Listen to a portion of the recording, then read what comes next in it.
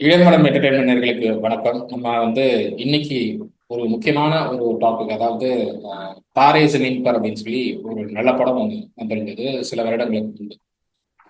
பெற்றோர்களுக்கும் சரி, ஆசிரியர்களுக்கும் சரி, ஒரு புரிந்து கொள்ள முடியாத மாணவர், அதாவது ரொம்பவே வீக்கா இருக்கிற ஒரு மாணவர், அவருடைய ஸ்டடீஸ்லையும் சரி, அவருடைய லைஃப்லையும் சரி, ரொம்பவே வீக்கா அப்படி பார்க்கப்படுற ஒரு மாணவரை எப்படி புரிஞ்சுக்கிறது, எப்படி அவரை அடுத்த கட்டத்துக்கு நகர்த்தி கொண்டு போறது அப்படிங்கிறத புரிய வைக்கிற ஒரு படமா அந்த படம் இருந்தது.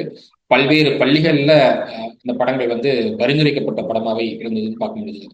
இப்போ அதோடைய சீக்வல் ஒண்ணு அமீர் கான் அவர்கள் அவரே தயாரிச்சிருக்காரு. அந்த படம் ஜூன் 20ஆம் தேதி ரிலீஸ் ஆக போகுது. அந்த படத்தினுடைய பெயர் அது சித்தாரை ஜமீன் பர் அப்படின்னு சொல்லி சித்தாரை ஜமீன் பர் அப்படின்னு சொல்லி படத்தினுடைய பெயர் டைட்டில் வச்சிருக்காங்க. இந்த படம் இதுவும் கிட்டத்தட்ட தாரே ஜமீன் பர் மாதிரி தான். பட் இது என்ன சொல்றது, ஒரு மைண்ட் இன்டலெக்சுவல் டிசேபிள் பீப்புளை வச்சு ஒரு பாஸ்கெட் பால் கேமை எப்படி ஒரு கோச்சா அமெரிக்கான் அவங்கள ஜெயிக்க வைக்க போறார் அப்படிங்கிற ஒரு கதையா தான் இந்த கதை இருக்கிறத பார்க்க முடியுது. காமெடிகளும் இருக்கு.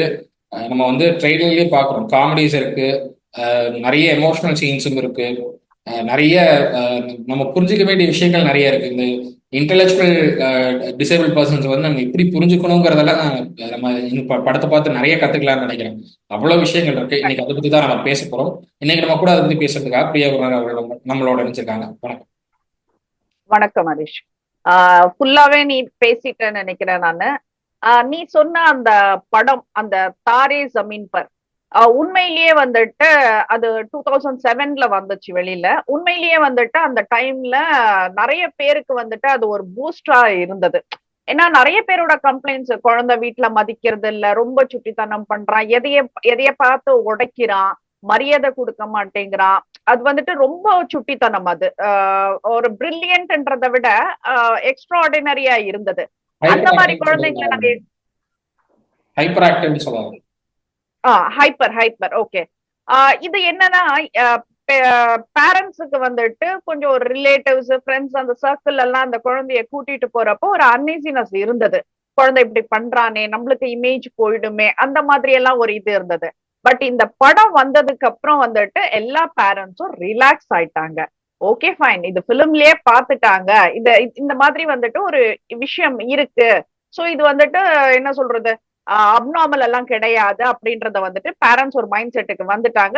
பொதுமக்களும் ஒரு மைண்ட் செட்டுக்கு வந்துட்டாங்க. அந்த டாபிக் எடுத்து, அந்த சப்ஜெக்ட் எடுத்து ஒரு படம் எடுத்தாங்க அப்படின்றதே ரொம்ப பெரிய விஷயமா தான் பார்க்கணும். ஒரு பெரிய அப்ளாஸ் கொடுக்கணும். ஏன்னா சமூகத்துல என்ன விதமான மாற்றங்கள் எல்லாம் இருக்கு, என்ன விதமான ஏற்றத்தாழ்வுகள் இருக்கு, அது சம்பந்தப்படுத்தி ஒரு படம் எடுக்கிறப்பதான் மக்களுக்கு அதோட ஜெல் ஆகிறதுக்கு முடியும். நம்ம சம்பந்தமே இல்லாம என்னைக்கோ எங்கேயோ நடந்ததை பத்தி எடுத்தாக்க அது படம் அப்படின்ற மாதிரி போயிடுவோம். இது டாக்குமெண்ட்ரி பிலிம் எல்லாம் கிடையாது. இது தாரே ஜமீன் பரே ரொம்ப இனிஷியேட்டிவ் எடுத்து, எந்த அளவுக்கு அதுக்கு இம்பார்ட்டன்ஸ் கொடுத்து ஒவ்வொரு கேரக்டருக்கும் எப்படி பண்ணணும் அப்படின்ற மாதிரி பண்ணிருந்தாங்க. சோ இதோட செகண்ட் பார்ட் அப்படின்ற மாதிரி தான் இந்த சித்தாரே ஜமீன் பர் அப்படின்றது அதோட தொடர்ச்சியா வருது அப்படின்றதான் சொல்றாங்க.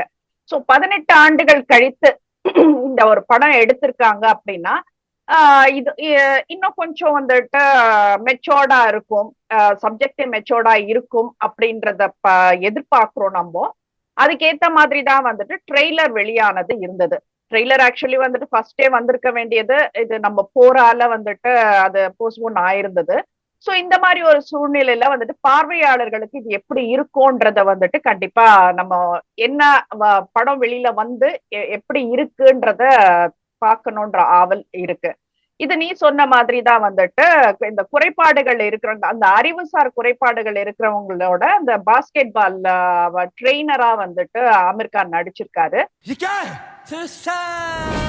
இது என்டர்டைன்மெண்ட் அப்படின்றத தவிர்த்து ஒரு ஊக்கம் அளிக்கிற ஒரு கதை அப்படின்றதுதான் என்னால பார்க்க முடியுது. அமீர் கான் ப்ரொடக்ஷன்ல இப்போ எவ்வளவு விஷயங்கள் எல்லாம் நடந்திருக்கு. பட் ஸ்டில் நம்ம இந்த படம் ஒரு நல்ல ஹிட் கொடுக்கணும் அப்படின்ற மாதிரி, ஒரு வெற்றிக்கான ஒரு வாய்ப்பு இருக்குமா அப்படின்றதான் ரொம்ப யோசிச்சு யோசிச்சு இது பண்றதா இருக்கு.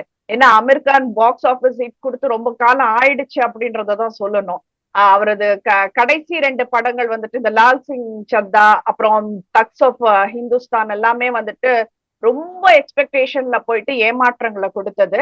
பட் இந்த ஸ்டோரி எல்லாருக்கும் பிடிக்கும் நினைக்கிறேன். ஏதோ ஒரு ஊக்கம் கொடுக்கற மாதிரி இருக்கு இந்த ட்ரெய்லர் அப்படின்றத பாக்குறேன். உனக்கு எப்படி இருந்தது ஹரிஷ்?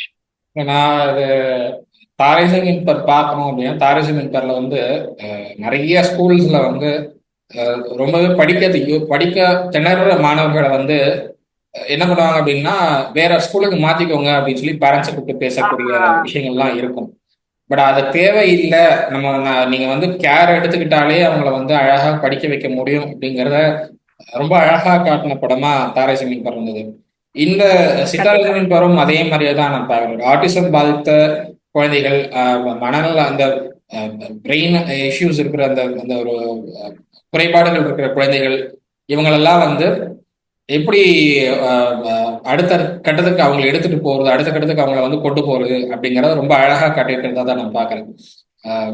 இன்னும் சொல்ல போனோம்னா, அவங்களால ஸ்போர்ட்ஸ்ல வந்து ஈடுபட முடியாது அப்படின்னு பல பேர் சொல்லும் போது, நான் செஞ்சு காட்டுறேன் அப்படிங்கிற ஒரு இடத்துக்கு அந்த பசங்களை எல்லாம் கொண்டு வர அமீர் கான் படத்துல. ஸோ அவ்வளவு அந்த அந்த விஷயங்களை நம்ம பாக்குறோம். இவர் வந்து ரெஜிஸ்ட்ரேஷன் பண்ண போறாரு, இவங்க வச்சுதான் நீங்க வந்து கேம் ஆட போறீங்களா அப்படின்னு கேக்குறாங்க அங்க. ஸோ அந்த அந்த ட்ரெய்லர்ல அந்த காட்சிகள்லாம் இருக்கு. அதே மாதிரி வந்து ஃபோக்கஸ் பண்ணி கோல் போடுன்னு சொல்லுவாரு அமீர் கான். நீங்க முதல்ல அமைதியா இருங்க சார் அப்படின்னுவாங்க அந்த பசங்க. ஸோ அந்த அந்த காட்சிகளும் ரொம்ப அழகா இருந்தது. ஏன்னா உங்களுக்கு வந்து ரொம்பவே கொலோக்கியலா ரொம்பவே அழகா அந்த பாண்ட் கிரியேட் பண்ணி கொடுத்துருக்கிற மாதிரி படத்துல பாக்குறேன் நான். एक बास्केट से हम गेम जीत सकते हैं, तू टेंशन मत ले, एकदम फोकस कर। सर पहले आप चुप रहिए। இந்த மாதிரி குறைபாடுகள் இருக்கிற பசங்களுக்கும் ஒரு கோச்சுக்கும் இருக்கிற பாண்டை ரொம்ப அழகா வெளிப்படுத்தி இருக்கிற மாதிரி பாக்குறேன். ஸோ இந்த படம் வந்து ரிலீஸ் ஆனா பெரிய ஹிட் கொடுக்க வேண்டிய படமா தான் இருக்கும்னு நான் பாக்குறேன். ஏன்னா தாரே ஜமீன் பர் ப்ரொடியூஸ் பண்ணதும் அமீர் கான் தான். இப்ப இந்த படத்தை ப்ரொடியூஸ் பண்றதும் அமீர் கான் தான். அவருடைய ப்ரொடக்ஷன்ஸ் வந்து ரொம்ப வித்தியாசமான கதைகளை வந்து தேர்ந்தெடுத்து பண்ற ஒரு நபரா நான் பாக்குறேன். அவருடைய ப்ரொடக்ஷன்ஸ்ல தொடர்ச்சியா வந்து பல படங்கள் வந்துருச்சு. ஆனா நீங்க சொன்ன மாதிரி கொடுக்கல, ரொம்ப நாள் ஆச்சு கொடுத்து. ஸோ பட் இந்த படம் வந்து எனக்கு தெரிஞ்சு ஒரு பெரிய ஹிட் ஆகும் தான் நான் பாக்குறேன். ஏன்னா அந்த ட்ரெய்லர் பார்த்துட்டு கமெண்ட் செக்ஷன்ல பாக்குறேன். கமெண்ட் செக்ஷன்ல ஒரு ஒரு ஒரு லேடி ஒருத்தவங்க போட்டிருக்காங்க, என்னுடைய பையன் வந்து ஆட்டிசமால பாதிக்கப்பட்டிருக்கான், நான் வந்து இந்த ட்ரெய்லர் பார்த்து என்னால இதை உணர முடியுது, என்னுடைய பையனுக்கும் இதுதான் பிரச்சனை அப்படிங்கறத நான் புரிஞ்சுக்கிட்டேன், அது நான் இப்படிதான் ஹேண்டில் பண்ணிட்டு இருக்கேன், என்னால் அதை உணர முடியுது, இதை வந்து படமா நீங்க வந்து தியேட்டருக்கு கொண்டு போய் மக்களுக்கு இன்னும் எடுத்துக்காட்டுறது ரொம்ப நல்ல விஷயம், பாராட்டுக்கள்னு அந்த லேடி வந்து கமெண்ட் போட்டிருந்தாங்க. ஸோ நான் அந்த கமெண்ட்ஸ் எல்லாம் படிக்கும்போது கூட ரொம்ப அழகா வந்து மக்கள் கிட்ட ரொம்ப அழகா இந்த விஷயத்தை எடுத்துட்டு போறாருங்கிறதையும் பார்க்க முடியும். ஏன்னா தாரே ஜமீன் பர் எடுத்துக்கிட்டோம் அப்படின்னா, தாரே ஜமீன் பர்ல அது வந்து டீச்சர்ஸ்க்கான படம் மட்டும் இல்ல, பேரண்ட்ஸ்க்கான படமும். டீச்சர்ஸ் ஸ்கூல்ல பசங்களை வந்து எடுத்து கைட் பண்ணி கொண்டு போகணுமோ, அதே மாதிரி பேரண்ட்ஸும் பசங்களை அவங்க வீட்டுல கைட் பண்ணி கொண்டு போகணும் அப்படிங்கிறதுக்கான ஒரு படமா தான் அந்த படம் இருந்தது. 2 பேருமே சரிசம அளவுல 50-50 எடுத்துக்கிட்டு பசங்களை வந்து ரொம்ப கேர்ஃபுல்லா ஹேண்டில் பண்ணி அவங்க கொண்டு போனா மட்டும்தான் அவங்களுடைய லைஃப் எப்படி இருக்கும் அப்படிங்கிறத காட்டக்கூடிய படமா இருந்தது அது. இது அதை விட இன்னும் ஒருபடி மேல போயிருக்கிற மாதிரி நான் பாக்குறேன். ஆட்டிசம் பாதிச்ச குழந்தைகளுக்கு எல்லாம், இந்த மாதிரி பாதிக்கப்பட்ட குழந்தைகளுக்கு எல்லாம் வந்து அடுத்த ஸ்டெப் என்ன, அவங்களை எப்படி கேர் எடுத்து பார்த்துக்கணும், அவங்களுக்கு என்ன வாழ்க்கை இருக்கு, அவங்களால என்ன சாதிக்க முடியும், சாதிக்கவே முடியாதுன்னு சொல்லி நீங்க ரொம்ப கேர் எடுத்துக்கணும்னு டாக்டர் சொல்றாங்க, அது இல்ல இப்படியும் அவங்களுக்கு ஒரு வாய்ப்புகளை ஏற்படுத்தி கொடுக்கலாம் அப்படிங்கறத அந்த படத்தை காட்டுறாங்கன்னு நான் பாக்குறேன். ஸோ அதனால ஒரு பெரிய வரவேற்கப்பட வேண்டிய ஒரு படமா தான் இருக்கும்னு நான் நினைக்கிறேன். கண்டிப்பா. ஏன்னா எனக்கு தெரிஞ்சு வந்துட்டு அந்த டைம் அந்த தாரே ஜமீன் பர் எடுத்த டைம்ல வந்துட்டு எனக்கு தெரிஞ்சவங்களோட ஒரு பையனே வந்துட்டு அந்த மாதிரி தான் இருந்தான். எதை பாரு அவன் ஆக்சுவலி உடைக்கணும்னாலும் உடைக்கிறது இல்ல, பட் அவன் அந்த ஹார்ஷா அவன் ஹேண்டில் பண்றதுல உடைஞ்சிடும். அப்போ அவங்களுக்கு அந்த பேரண்ட்ஸுக்கு வந்துட்டு ரொம்ப கஷ்டமா இருக்கும், நம்மள ஃபேஸ் பண்றது ரொம்ப கஷ்டமா இருக்கும். ஆனா அந்த மாதிரி இதெல்லாம் வந்து இந்த படம் வந்ததுக்கு அப்புறம் வந்து இதெல்லாம் வந்து மைனஸ் கிடையாது, சம்திங் இது அப்நார்மல் கிடையாது, நம்ம குழந்தைய இது பண்ணலாம் அப்படின்ற மாதிரி மோட்டிவேட் பண்ணலாம் அப்படின்ற மாதிரி அந்த பேரண்ட்ஸ் இனிஷியேட்டிவ் எடுத்து இன்னைக்கு அந்த பையன் ஒரு நல்ல நிலையில இருக்கிறான் அப்படின்றதான் நான் சொல்றேன். இது வந்துட்டு நான் பர்சனலா நான் சொல்றது நானு. இந்த மாதிரி நிறைய ஸ்டூடெண்ட்ஸ், நிறைய சில்ட்ரன் இருக்காங்க. இருந்தவங்க எல்லாம் ஓரளவுக்கு எல்லாம் மெச்சோர்டா வெளியில வந்திருக்காங்கன்றதுதான் சொல்லணும். சோ இந்த படம் வந்துட்டு இன்னும் எக்ஸ்ட்ராடினரியா இருக்க போகுது அப்படின்றதுதான். Something we have to give to this society அப்படின்றதுதான் அமீர் கான் வந்துட்டு பண்ணிட்டு இருக்காரு. அது வந்து நல்ல ஃப்ரூட்ஃபுல்லா இருக்கணும், எல்லாருக்கும் வந்துட்டு போய் ரீச் ஆகணும்ன்றதுதான் அவரோட எண்ணமாவும் இருக்கு. சோ அவரோட படங்கள் ஹிட் கொடுக்குது இல்லைன்றது அப்பாற்பட்டு, இந்த மாதிரி வந்து ஒரு சப்ஜெக்ட ஒரு கரு எடுத்துட்டு பண்றதுன்றது வந்துட்டு நிறைய பேர் பயப்படுவாங்க. இவர் வந்துட்டு ரொம்ப தைரியமா பண்றாரு அப்படின்றதுதான் ரொம்ப அப்ரிஷியேட் பண்ண வேண்டிய ஒரு விஷயமா இருக்கு. இது வந்து சொசைட்டிக்கு இப்போதைக்கு இது தேவை. ஏன்னா ஒரு கோச்னா வந்துட்டு பாசியா இருக்கணும்ன்றதெல்லாம் கிடையாது. இப்போ என்ன சொல்றது, கத்துக்க போறவங்க பாசியா இருந்து கோச்சையே வந்துட்டு டம்மி ஆக்குனாலும் பிரச்சனை கிடையாது. பட் நம்ம என்ன அச்சீவ் பண்ணணுமோ அதை அச்சீவ் பண்ணணும்ன்றதுதான் வந்துட்டு எய்மா எனக்கு இருக்கணும். அமீர் கான் அவர்கள்ட்ட பிடிச்ச அந்த ஒரு விஷயம் என்னன்னா, வெகுளியா படத்துல வந்து வெகுளியா கட்டிக்குவாரு. तुम लड़की हो? ये कौन बेवकूफ है? ரொம்ப ஆமா வெகுளியான ஒருத்தரை காட்டிக்குவாரு. அதுதான் வந்து அமீர் கான் கிட்ட எனக்கு ரொம்ப பிடிச்ச விஷயம். ஏன்னா அந்த வெகுளித்தனத்தை காட்டினா மட்டும்தான் ஹீரோங்கிற மெட்டீரியல்ல பார்க்க மாட்டாங்க மக்கள். அந்த படத்துல உம் ஒரு கேரக்டரா இவரும் இருக்காரு அப்படிங்கிற இடத்துக்கு நகர்ந்துருவாங்க. ஹீரோ ஆமா மெட்டீரியலை பார்க்க ஆரம்பிச்சிட்டாங்க அப்படின்னா அந்த ஹீரோ மெட்டீரியலுக்காக தனியா வந்து எஃபோர்ட் போட வேண்டியது வரும். அந்த எஃபோர்ட்டை வந்து ஆமா எல்லாருக்கும் பிரிச்சு கொடுத்து எல்லாரும் எஃபோர்ட் போட்டிருக்காங்கிற ஒரு இடத்துக்கு எல்லாத்தையும் நகர்த்தி கொண்டு போறாரு. அதுதான் எனக்கு அமீர் கான் ரொம்ப பிடிச்ச விஷயம். இன்னைய காலகட்டத்துக்கு வந்துட்டு ஹீரோ ஹீரோயின் தேவையே கிடையாது படத்துக்கு. இந்த மாதிரி விஷயங்களை கொண்டு வந்து நீங்க சாதாரண ஒரு மனிதரா அதுல நடிச்சாலே போதும். அந்த மாதிரி ஒரு ஹிட் கொடுக்குற படமா தான் நான் வந்துட்டு அமீர் கானோடது பாத்துட்டு இருக்கேன் நானு. சோ இந்த படம் கண்டிப்பா சக்சஸ் ஆகணும்ன்றதுதான். ஏன்னா ட்ரெய்லர் பாக்குறப்பவே வந்துட்டு நமக்கே உள்ள ஒரு நெருடல் இருக்கு. சோ இந்த படம் கண்டிப்பா சக்சஸா வரணும்ன்றதுதான். இந்த படத்துல சோ ஜெனிலியாவும் நடிச்சிருக்காங்க, பிரிஜேந்திரா காலாவும் நடிச்சிருக்காரு. गुलशन, कभी ना कभी सबको रिस्पॉन्सिबिलिटी उठानी पड़ती है. ஸோ அதனால வந்து ரொம்ப எதிர்பார்க்கக்கூடிய படமா தான் இருக்கும்னு நான் நினைக்கிறேன். ஏன்னா ஜெனிலியாவுக்கு ஒரு ஃபேன் பேஸ் இருக்கு. ஜெனிலியாவுக்கு வந்து தமிழ்ல எப்படி ஒரு ஃபேன் பேஸ் இருக்கோ, தமிழ்ல இப்போ அவங்க நடிச்ச இந்த சச்சின் படம் வந்து ரிலீஸ் ஆகி அது ஒரு பெரிய ஒரு ரீச்சா இருக்கு. ஸோ ஆமா அதே ஆமா மாதிரி ஜெனிலியாவுக்கு நார்த் இந்தியாவிலும் ஒரு ஃபேன் பேஸ் இருக்கு, சவுத் இந்தியாவிலும் ஒரு ஃபேன் பேஸ் இருக்கு. இது வந்து எப்படி ரிலீஸ் பண்ண போறாங்கன்னு தெரியல. ஹிந்தியில மட்டும்தான் ரிலீஸ் பண்றாங்களா, இல்ல எல்லா லாங்குவேஜ்லயும் ரிலீஸ் பண்ற ஒரு ஐடியால இருக்காங்களா அப்படின்னு தெரியல. எல்லா லாங்குவேஜ்லயும் ரிலீஸ் பண்ணா அது இன்னும் பெட்டரா ரீச் ஆகும் அப்படின்னா. பெட்டரா இருக்கும். ஏன்னா உங்களுக்கு இல்ல வந்து இது எல்லாருக்குமே தேவையான ஒரு விஷயம்.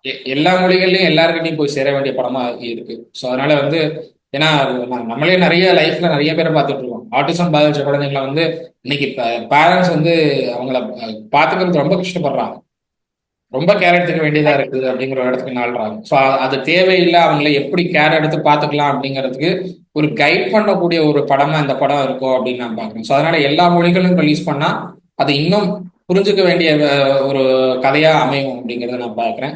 பார்க்கலாம் எப்படி ரிலீஸ் பண்ண போறாங்க அப்படின்னு தெரியல, பார்க்கலாம். கண்டிப்பா இது அமீர் கானுக்கு வந்துட்டு ஒரு கம்பேக் படமா இருக்குமா அப்படின்றத வந்துட்டு அந்த ஒரு எதிர்பார்ப்பு நமக்கு இருக்கு. சோ ஜூன் 20th தெரிஞ்சிடும் அது எப்படிப்பட்ட படம் அப்படின்றது, எந்த அளவுக்கு ரீச் ஆக போகுதுன்றது.